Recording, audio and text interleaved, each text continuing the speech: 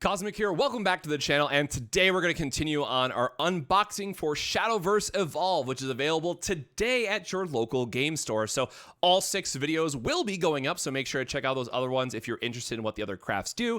But generally, this is just going to be a quick unboxing, talking about some of the cards, and then also showing an example meta list at the end, which you can use to upgrade the starter, and we'll have some commentary around that as well. So, Sword, as it is here, and again, I'm going to do this in every video just in case people don't watch all of them, but I really want to stress up front, these starter decks, yes, you only have to buy one because they do have the list on the back that tells you that you only need to buy one because you have 3 of the staples, which is a play set. But other than that, is just the quality that's in this is so nice. So yes, you will be spending about $20 to $25 depending on your region of what these cost, but you only need to buy one, so that price point isn't actually too bad. And again, you do get some really great stuff in here that you're going to want to buy anyways, because especially with like Dragoncraft, some of these staples are still good. Almost 2 years later. So again, each one does come with a life counter, some rules manual, some tokens as well. These will be helpful. A lot of people end up just using dice, like red and blue dice for the life and health. And then of course for like Bane, Aura, and all the other key effects, right? There's punch outs if you want to use them. Me, I'm just gonna put those aside, and we are app gamers, as it were, instead of using like a life pad or something like that, right? Like just use the app. It is so much better to use in my opinion. And again, really nice packaging that they put in this. They really went above and beyond. So let's get this unshackled really quick. Same thing, we're just going to start with the back here. You'll notice that one side is extremely thicker. So in the back, you will find a leader card, which is mandatory for organized play. I'm recording this technically the day before, so likely they'll mention that in the organized play announcements, which hopefully are going live. But each starter deck comes with one, and you need them for the staples anyway, so you'll have a leader card. Other than that, it does give you all the tokens, which are also available in the main set, but this one does have a bunch of knights and steel-clad knights, because we have cards that will generate them. So all your tokens in the side, thicker card back, has a nice thunk to them when you slam them on the table like that. Something to cover later. So up first, we have Tsubaki, which is another classic card from Shadowverse itself. This one did have its effect changed. So the other thing is like Shadowverse Evolve, from Shadowverse to Shadowverse Evolve, some cards themselves have changed. But of course, we're just going to kind of go through these pretty quickly. She does give herself Storm, which is very relevant for wanting to close out a game. So Swordcraft, at least in set 1, it does change a little bit in set 2, is really an more aggro focused deck. So of course, as I mentioned with all the staples, we are going to get 3 copies right off the bat. We have our Vanguard Captain, a 2-cost 3/3, which again, maybe not the most exciting thing when you're looking at it. It's just, hey, it's a vanilla, but a 3/3 on 2 is very strong, and a lot of decks do play this as a 2 of.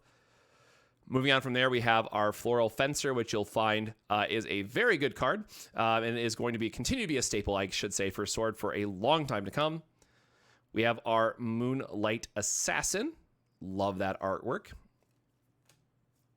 We have our White General. So this one has Rush. So Storm lets you attack your opponent directly, where this one lets you attack a follower instead. So Rush is usually something you get from evoing or something that is on special cards otherwise. So this one, just having it naturally is quite good in that regard. So just a good mid-range threat that we have. Leaning on more of the aggro side, of course, we have Ninja Trainee, just a 1-drop 2/2. So you can see how just good vanilla power is starting to come in. And now, of course, these are from the first set, or from the first booster cards, that we can find more of these. We have Veteran Lancer. We have Fencer, so it's able to give it +1/+1, so it buffs something. So again, Swordcraft really just loves to buff its things when they come into play, or just have really cheap, efficient units that can get out of burn damage range pretty quickly. We have Oathless Knight, which does have an Evolve. We'll talk about the Evolve deck here in just a moment.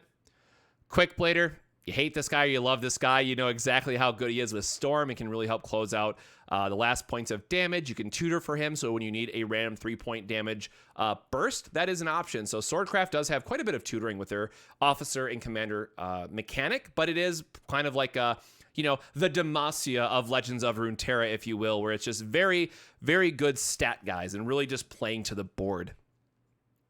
We then have Forge Weaponry. So this one is really important because it's a quick time spell. So it's nice about this one because it gives you +1 damage and +1 life and draw a card. So the way quick time works, you can actually buff your guy so he doesn't die, draw a card, kill your opponent's unit that they're trying to swing with, and now you have an additional point of damage on the next turn. So Forge Weaponry is a really good surprise card. Moving on from there, we have Onslaught. Select an enemy follower and deal it, 5 damage and put a Night Token in. Like, whew, this card, if it would ever come into focus, maybe. Is it because my other hand is there? There we go. Onslaught is a key card that we're going to expect to see a lot of. Like, the Knight is, good because it's more bodies on the board. It can likely get buffed by other things, but dealing 5 damage is huge in the set 1 meta. Like, that is hitting just such good numbers. Unbridled Fury. So this is the one that if you have 5 followers, this is the one I was thinking of. I keep getting those two mixed up.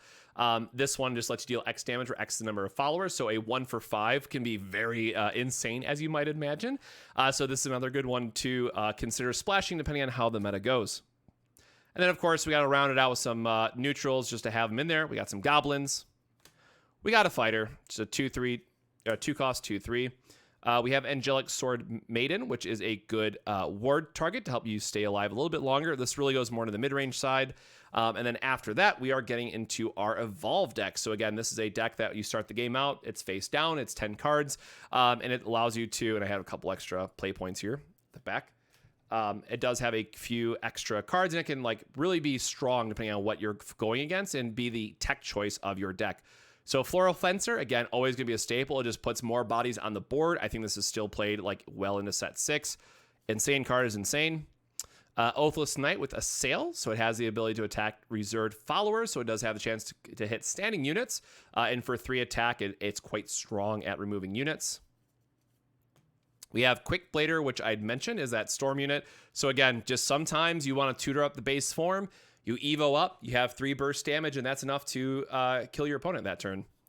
And then, of course, the one of Goblin. And so I mentioned in the other video, and I probably need to do this, make sure I cover this in every video because I'm recording all these back to back, but you will notice that there was a news update on the site that the Evo name was removed from these cards, but honestly, they look good enough, and it's very straightforward on what they do. So I'm kind of glad the name got removed. I kind of wish more of the text space was open because I think this would look great as a full art. But just something to keep in mind, these are the Evo points you get for going second. It helps reduce those costs we mentioned for evolution and is pretty good overall. Just you'll need 3 of them, but you don't need more than that. So if you buy each one of the starters like I have, you'll have a lot at the end. So where does that leave us for the meta deck? So I'm going to put something up on the screen here. This is going to be just one version of the aggro deck that you can make. Obviously, this is the banner-focused one where you can start pumping up some of your other units. It allows you just to be more efficient, and especially in this set 1 meta where a lot of the decks want to try to sit behind either a ward unit or try to continue to heal up. Both the efficiency and destructive power of Sword really makes it a very strong deck to consider because of its ability to just tutor up threats when you need them and have the flexibility in your game plan. So, where Dragon wants to be very one-sided in what it's doing, Sword does have a lot more options as you're playing out the game and flexibility for what you're tutoring up and kind of the answers that you want to dig for. And so with that, that is our second of 6 starter deck out of the way, Blade of Resentment. Again, this one is going to be more for the people who just want to play good units on board, play to those stats, have either aggro or mid-range options coming in set 2, and just very efficient at what they want to be doing. So again, a lot more content that's going to be happening in the near future. Definitely want to try to do at least 1 video a week, so please look forward to that. But otherwise, just make sure you go talk to your local game store about Shadowverse Evolve. Try to get yourself a regional qualifier because those are going to be so exciting in August, I think it's end of July/August when they go live. And I can't wait to see how many that we get here in Michigan. I'm definitely looking forward to playing this game. So with that, my friends, stay safe, stay hydrated, and we'll see you in the next Shadowverse Evolve video. Cheers.